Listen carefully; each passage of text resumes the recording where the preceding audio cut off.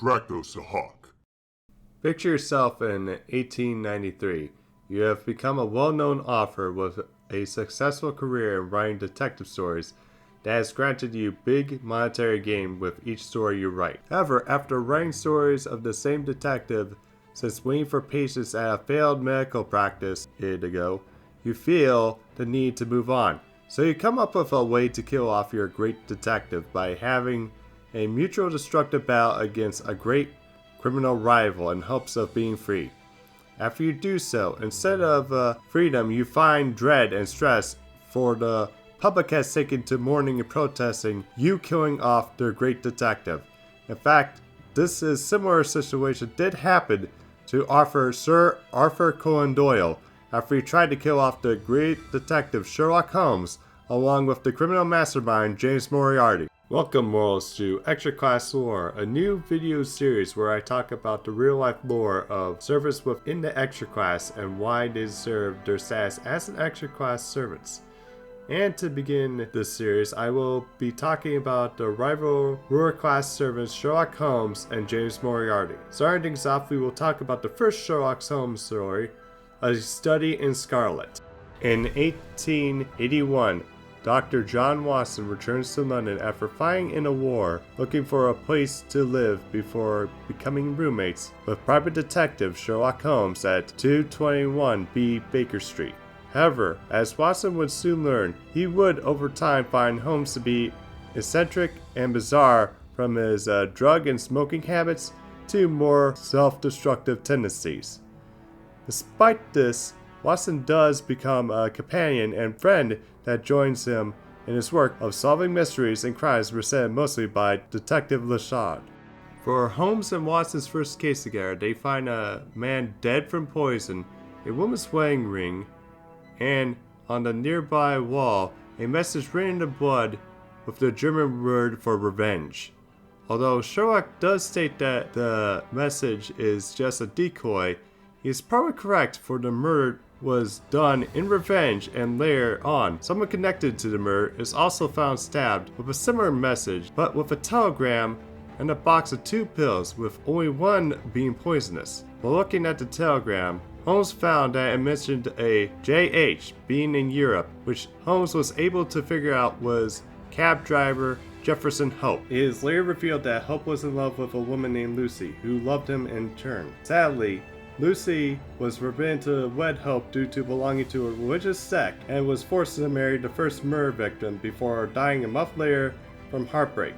Enraged, Hope chased after both victims for decades before chasing them in London to try to force them to pick and eat one of the 2 pills, with one being poisoned. After murdering his victims, he would write Royaltiy from a nosebleed due to suffering from aneurysms. Despite his arrest, Hope dies before trial from the effects of said aneurysms, and the study in Scarlet ends with Holmes explaining how he solved the case to Watson. Although there was not a lot of interest after the story was published, it did end up being a stepping stone that later led to 4 novels and 56 short stories that caused Sherlock to explode in popularity.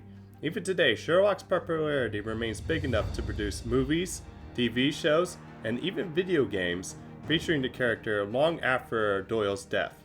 However, there was a time that Doyle felt that Sherlock was taking too much time and wanted to kill him off to focus on other projects.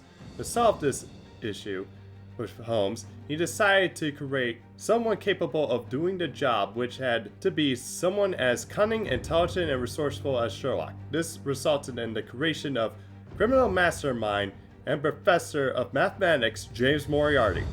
According to Doyle, Moriarty was a mathematical genius who was about to gain fame at the age of 21 for writing several mathematical theses, including the dynamics of an asteroid, which is where we get the name of his archer form's noble phantasm from. However, after some dark rumors spread, he left to create a criminal empire, to where he helps criminals come up with ways to plan and escape capture for their crimes in exchange for profit. When Sherlock finds out about this, he links it to a spider web and declares Moriarty to be the Napoleon of crime. In real life, there was a criminal known as Adam Worth, who was also called the Napoleon of crime, and would in addition form gangs to commit crimes similar to Moriarty that caused him to serve basis for Moriarty's creation. They both would have others perform crimes while planning them out, so none would be traced back to them. However, unlike Worth, Moriarty was prone to allow violence for his crimes, such as threatening Sherlock that he would return destruction onto him for trying to stop his criminal empire. Another big threat that Sherlock had to face from Moriarty came in the final problem, where Sherlock, before the opening, had to dodge 3 assassination attempts only to run back to Watson injured. According to Holmes, Moriarty visited an apartment to tell Sherlock to basically butt out after Sherlock spent years connecting several unrelated crimes back to Moriarty. Both Sherlock and Watson tried to flee while the police go after Moriarty. However, Moriarty instead follows him across Europe as his gang gets arrested.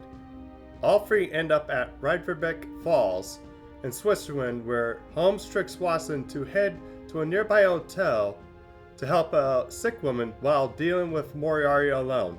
When Watson realizes he has been tricked, he runs back only to see that Sherlock and Moriarty have plunged their deaths over a waterfall, ending both of their contradictory careers together. Although Sherlock and Moriarty's deaths does seem like a good way to end Sherlock Holmes and free Doyle up for other projects, it ended up causing a massive backlash.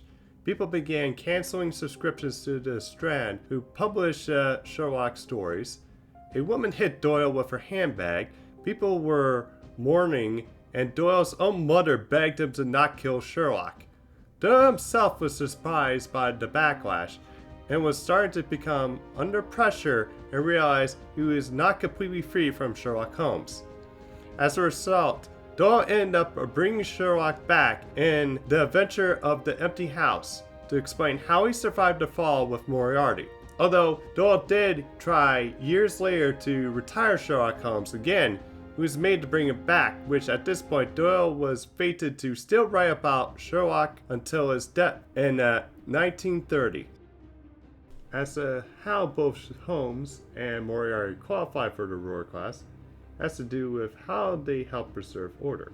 Although Sherlock does solve mysteries for his own self-interest, it does help preserve the order of law and bringing criminals to justice for breaking said order. However, the same can't be said for Moriarty. Despite running an organized criminal empire, it does disrupt the order and rule of law and help serve only Moriarty's self-interests. As a result, Moriarty needed to merge with 3 other spirits to help him qualify for the ruler caste, which in this case are the 3 Norns from Norse mythology. Now, the Norns are maiden Jotans known as Wyrd, Verdati, and Skord that feed the world tree with water from their well and rule over the destiny of everyone in the 9 realms.